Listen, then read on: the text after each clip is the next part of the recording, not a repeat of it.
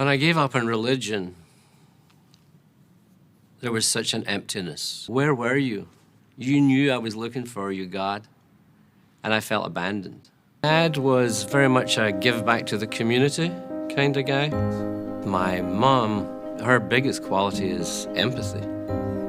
So growing up with that, I saw the best way to be helpful to people was also to become a priest. There was no authenticity. After a few years, I entered a monastery in the United States as a counselor in training, working with alcoholic priests. But again, it reinforced my disappointment with the church. I went through all of the churches, and there was nothing there, nothing. And I said, we're done. As a psychology professor, as a counseling professor, my mission was accomplished if my student could leave that class and had learned how to think for themselves and not just to take in what they're being sold. I had a thing about organizations lying to people. When Tom asked me to study with him, I did feel intimidated. I had a big old notebook of questions, and he sat beside me, and he said, so you have some questions? And I said, yep, here we go. So how does your organization handle child sexual abuse?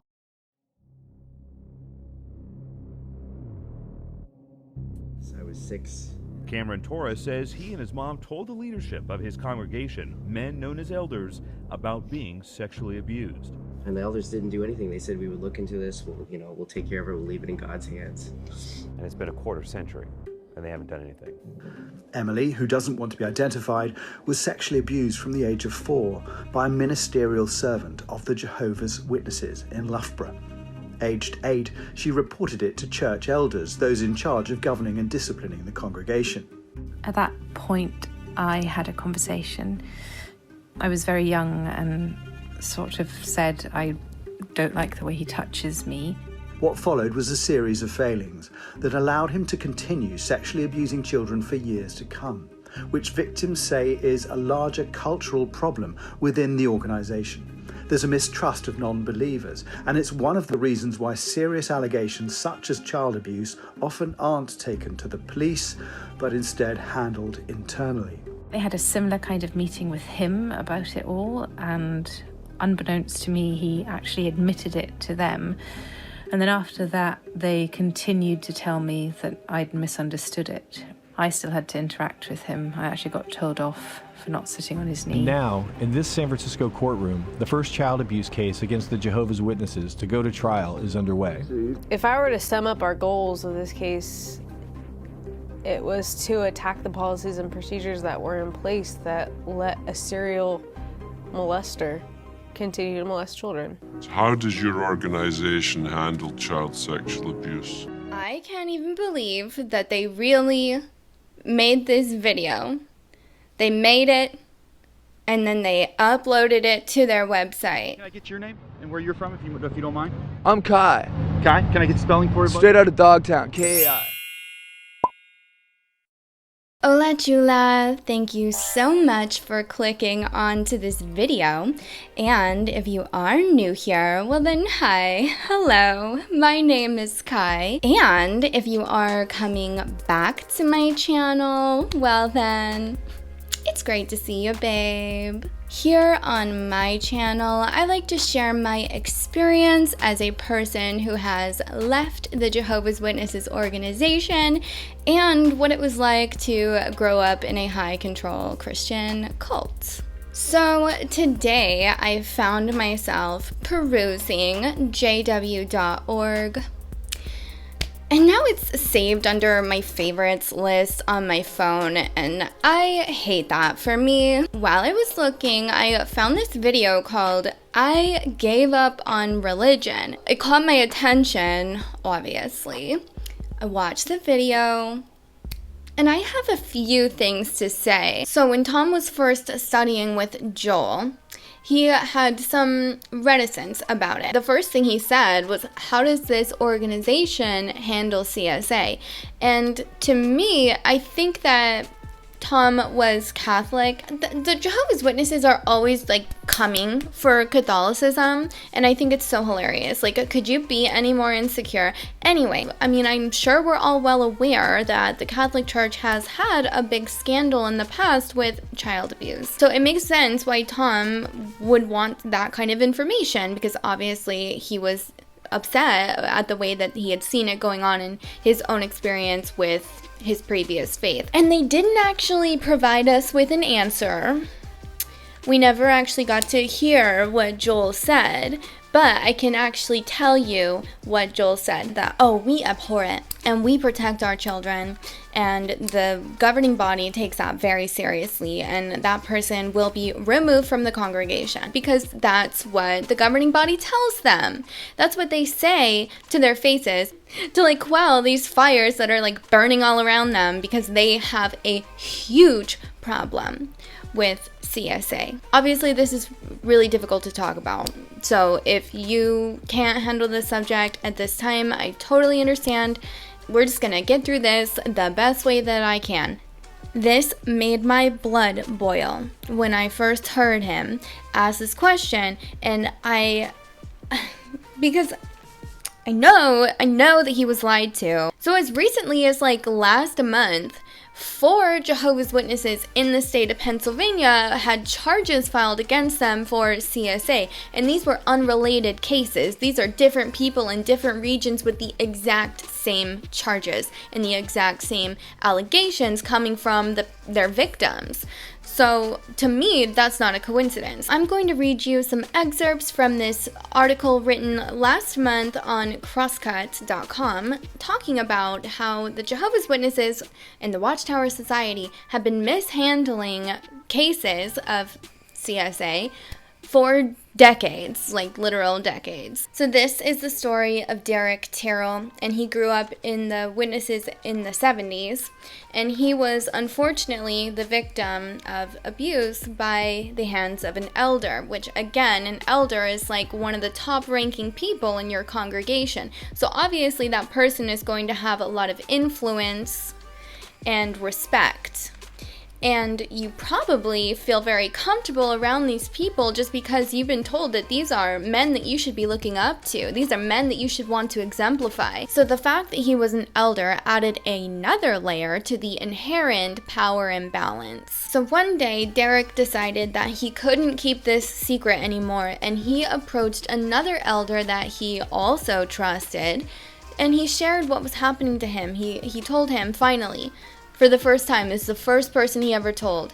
And this elder got upset with him and said that he shouldn't be saying things like that unless there are 2 people to corroborate what he's saying. Absolutely dismissing what he was telling him. And that's a situation where if Derek had told literally anybody else outside of the organization, then that case would have been immediately reported. They would have taken Derek down to the police station and had him fill out a report and try to catch this man, catch this criminal. So because nothing was done about it, the person who was abusing him still had access to him. Of course, I can imagine that Derek probably thought, well, if this person doesn't believe me, then no one's gonna believe me. Another boy comes forward and says that he had been doing the same things to him.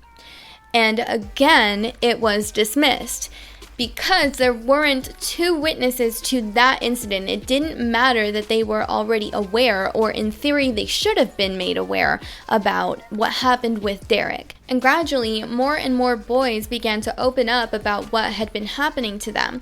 And even amidst all of these allegations, Watchtower still didn't do anything. And that man was allowed to remain in the congregation, associate with other boys, and they perpetuated this crime. They perpetuated the abuse of children. And he recalls that he didn't even really get to open up about what had happened to him, but rather he was answering a series of like rapid fire questions about probably, well, How did it happen? What did he do to you? What did you do to him? Did you like it at any point? Because they, for whatever reason, have to ask those kinds of questions, even though in such a vulnerable situation, such a traumatic experience, to ask someone those kinds of questions is horrible and probably added to Derek's trauma.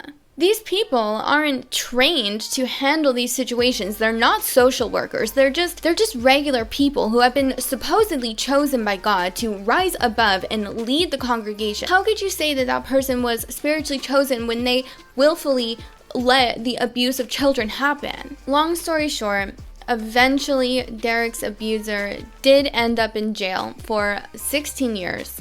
But now he's out and free. You know, he's still able to go back to the Kingdom Hall and associate again with young children, and no one's gonna think anything of it. They're gonna think, well, this brother has reformed his life and Jehovah has taken care of the matter.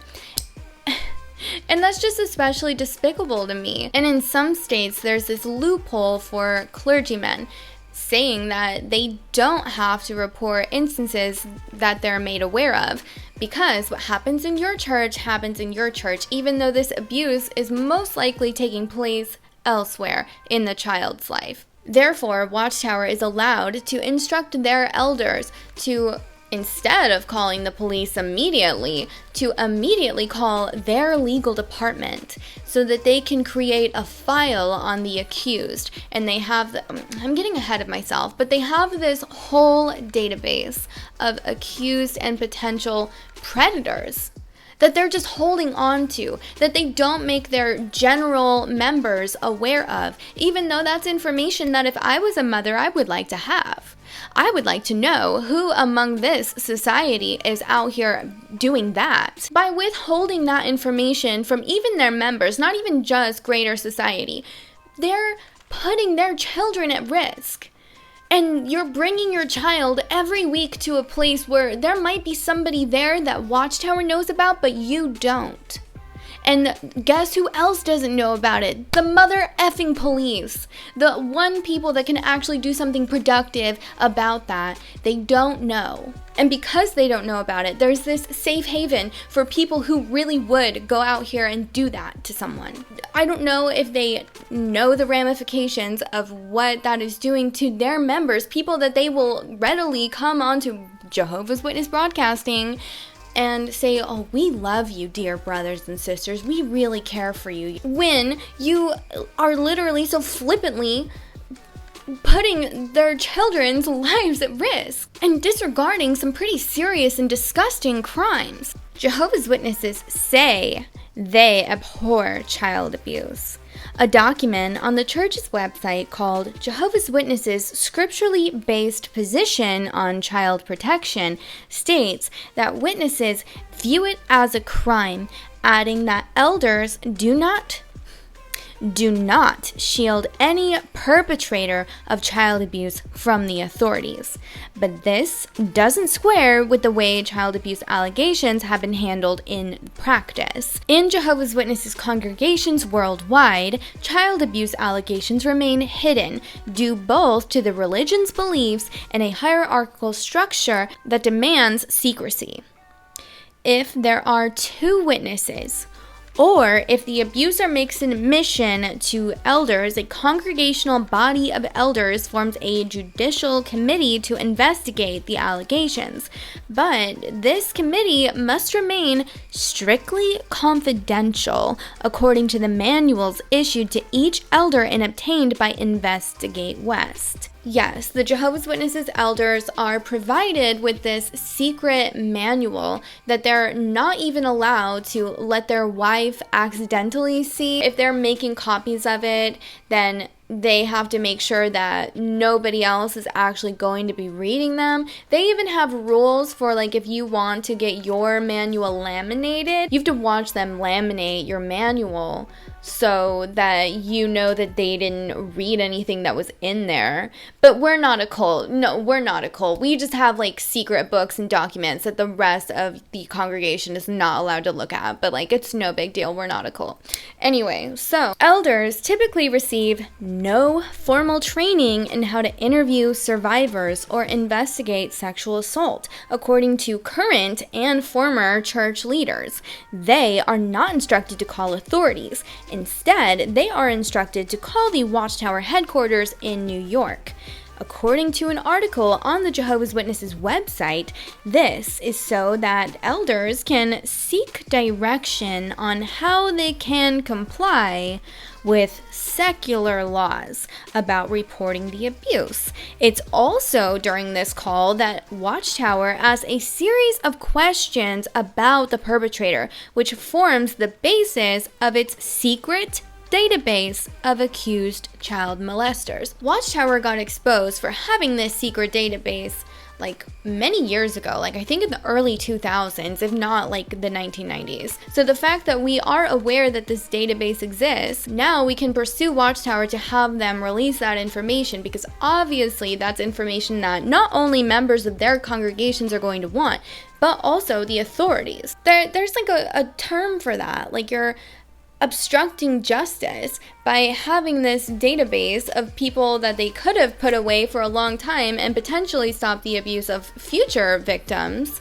For whatever reason, you don't want to do that. Mark O'Donnell can be quoted as saying, "The elders have no thought in their mind that they're going to get in trouble for not reporting. They're not allowed to go beyond what Watchtower tells them.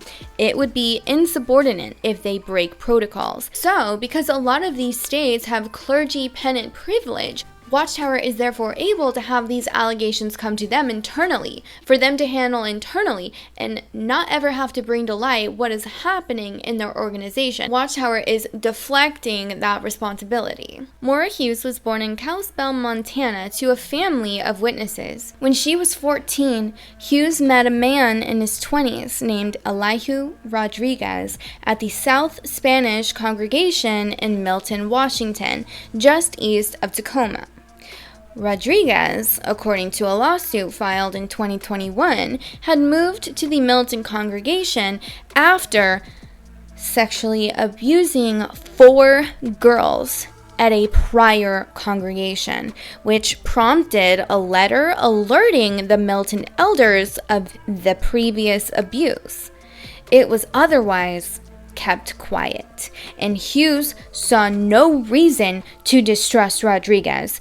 After all, it was outsiders who posed a threat, she was taught, not fellow witnesses. He started grooming her, Hughes says, leaving her secret notes, showing up at her house in the middle of the night. This progressed into molestation and rape that occurred repeatedly until Hughes was 16. When a family member caught Hughes and Rodriguez together. Hughes then moved across the mountains to live with her mom just outside of Spokane. Hughes told her mom what happened in late 2013, and it prompted a meeting of the elders at the Fairfield congregation south of Spokane. The meeting wasn't meant to put Rodriguez on trial. Rather, it was because Hughes had allegedly sinned by having sex before marriage. Even Hughes believed it was her fault, in part because she hadn't run away or screamed. Screaming, witnesses teach, means that a woman did all she could to resist the rape. Otherwise, the woman is guilty.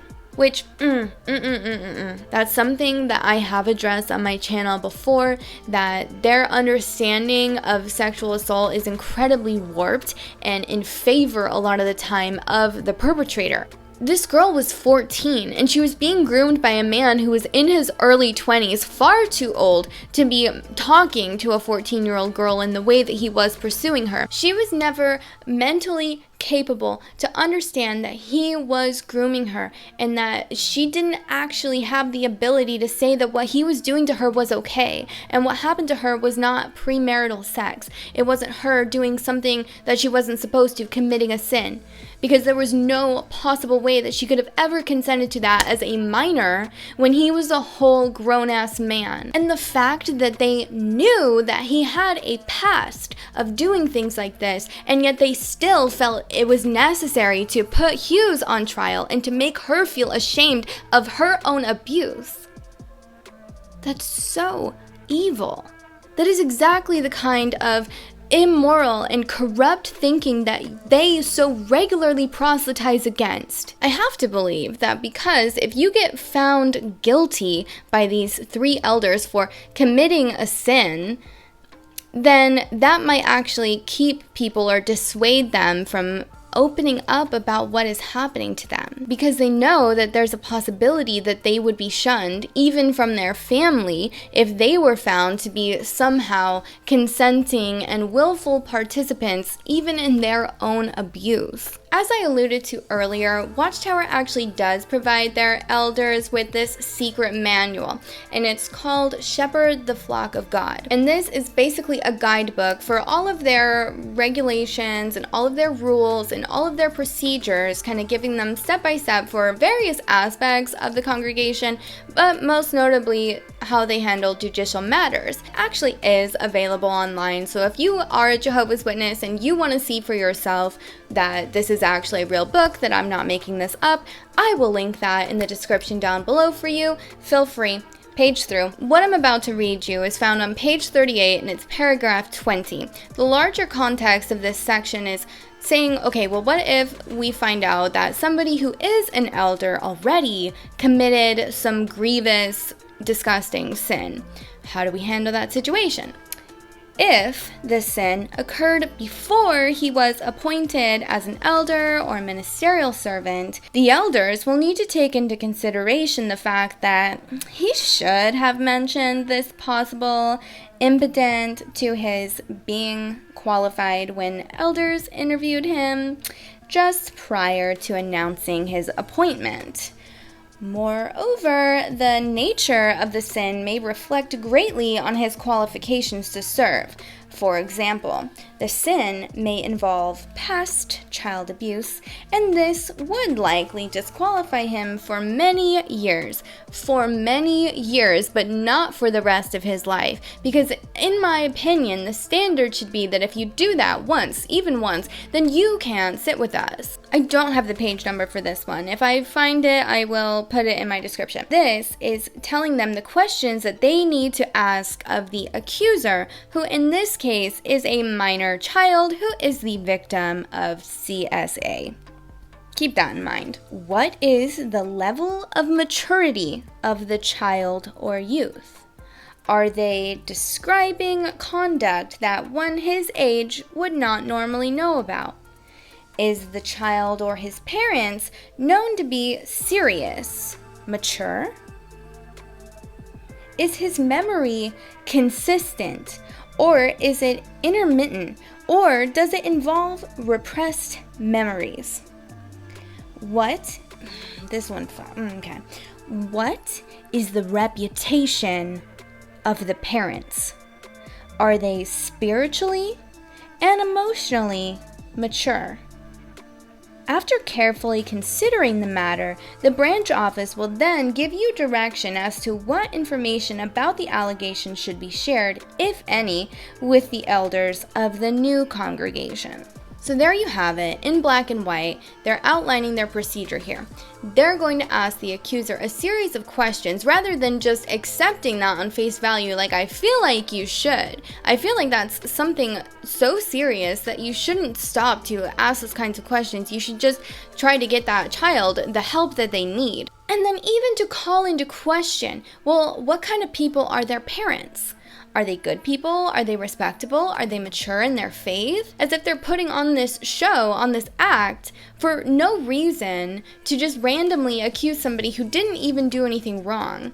Like, it doesn't matter. It doesn't matter what your status is, who you are spiritually, what you believe, what you do, what you look like. If you were the victim, then you deserve justice. You deserve to have your allegations and your experiences validated and taken seriously to the highest level that they could be.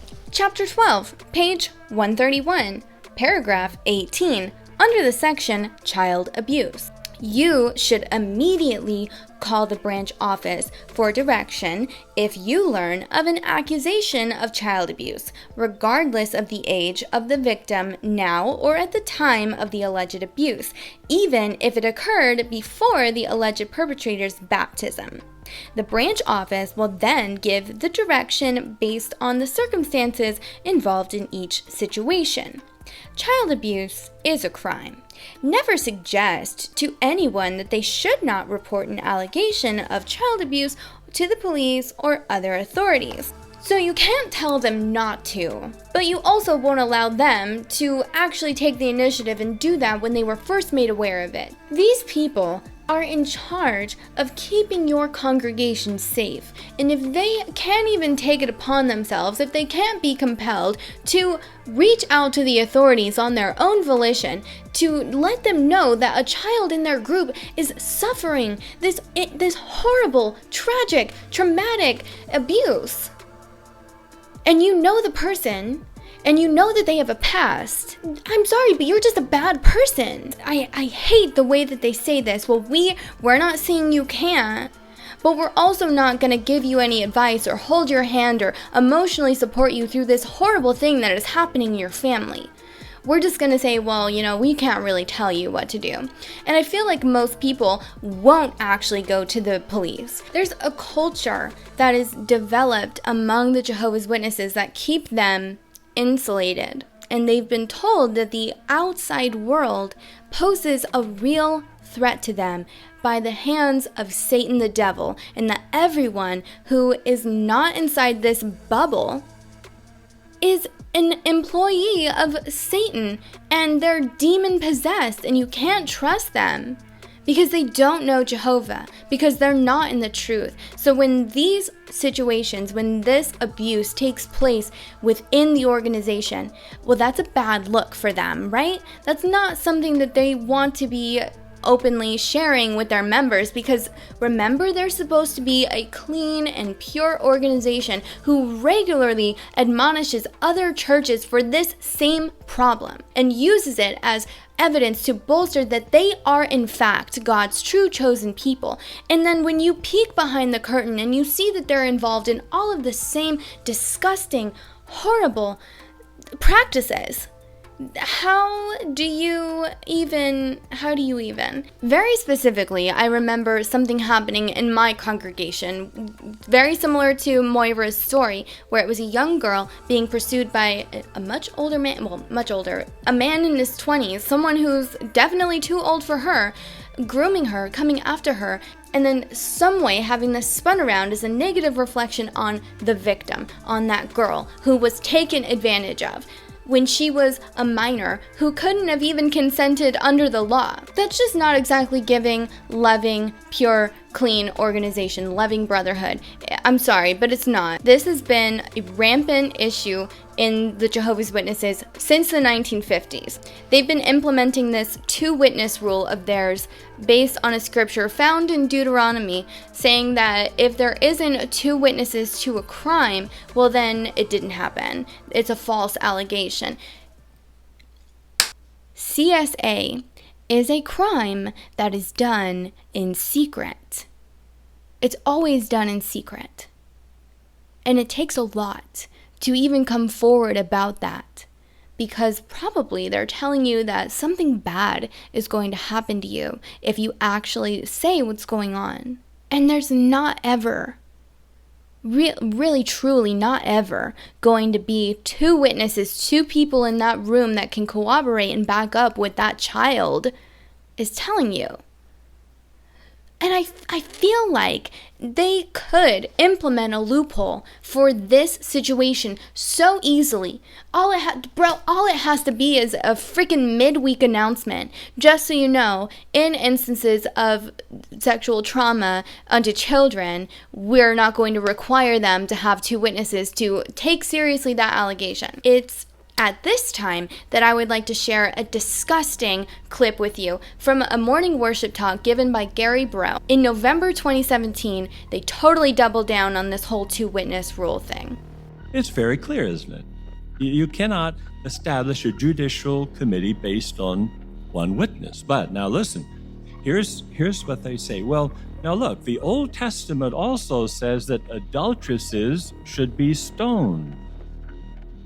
Now, since you're not doing that, why do you stick to this two-witness rule? And see, if you're not careful, that can do some tricks on your mind, because you have to think it through. Well, How might we do that? Well, we'll go to Matthew chapter 18 and verse 16, because obviously Christ Jesus established the Christian arrangement. And notice what he said, Matthew 18 and verse 16. He says, "But if he does not listen, take along with you one or two more, so that on the testimony of 2 or 3 witnesses every matter may be established." So Christ Jesus establishes the fact that there has to be 2 witnesses. Now, it doesn't mean that if there's only 1 witness, that there's no consequences. There might be, depending upon the situation. But the scriptures are very clear. Before a judicial committee can be convened, there has to be a confession or 2 witnesses. So we will never change our scriptural position on that subject. So let's summarize things up here. We know that the Jehovah's Witnesses do indeed have a massive problem with child sex abuse, and they're obviously mishandling not just these 2 cases that we looked at, not just those 4 cases in Pennsylvania, but many, like thousands, hundreds of thousands of cases. And they have a whole secret database that they could so easily give over to the authorities, people who could actually do something about the matter. And then they turn around and tell their members that we abhor it. It is a crime, but we're not actually going to report it to the police, even though we believe it is a crime. So you're lying to your members, and you're keeping them in the dark and putting their families, their children at risk, and then coming on every month and saying how much you love them. But if you really love them, wouldn't you actually do something to protect them? If there was actually nothing wrong with what you were doing, then why would you have to hide it? Why would you have to sweep it under the rug? It's all just really horrible, and something that they could just change literally whenever they wanted to. They come across as being God's one only channel. He's only speaking to these 8 men exclusively. And they could just come out and say, oh, God changed his mind. Oh, now God wants us to do this instead. But they won't. They're going to continue mishandling these cases, no matter how many lawsuits they accumulate, because I don't even know. I think maybe they are actually deluded enough to believe that what they're doing is right. Because I hate to think that they're, somehow excited or happy to have this happening in their organization. I don't know, man, this is really fucked up. But they are being held accountable for this, and there are survivors who are getting justice, not only from seeing their abusers go to jail, but from seeing an organization that willfully perpetuated their abuse actually have to come to terms with that and actually have to pay up for that. And maybe it's not about the money, and I'm sure it's not about the money for most, but they would probably accept a simple apology. And that's something that Watchtower is just not going to do, because in their mind, they actually don't think that they're right. And this is just another instance of worldly persecution that they can use to manipulate their members into thinking that, oh, Satan's system is just after us because, we're God's chosen people. So, and yeah, that was just my thoughts, just my opinion, just my video. So, like, subscribe to this channel because I asked you to so nicely. And as always, Chulas, I hope that you have a beautiful, wonderful, amazing rest of your day. Please go decompress a little bit, because this is really heavy. I honestly have been very apprehensive to bring this subject to my channel just because things are a little bit more light and fun over here, but it's something obviously that I can't just ignore. We have to keep this in the open. We can't let people forget about this. This has to be the #1 issue that we're fighting for, in my opinion. I think this will be the thing that finally crumbles Watchtower. And eventually they will face a reckoning for the horrible things that they have done to people. And yeah, I guess I will just see you in the next one.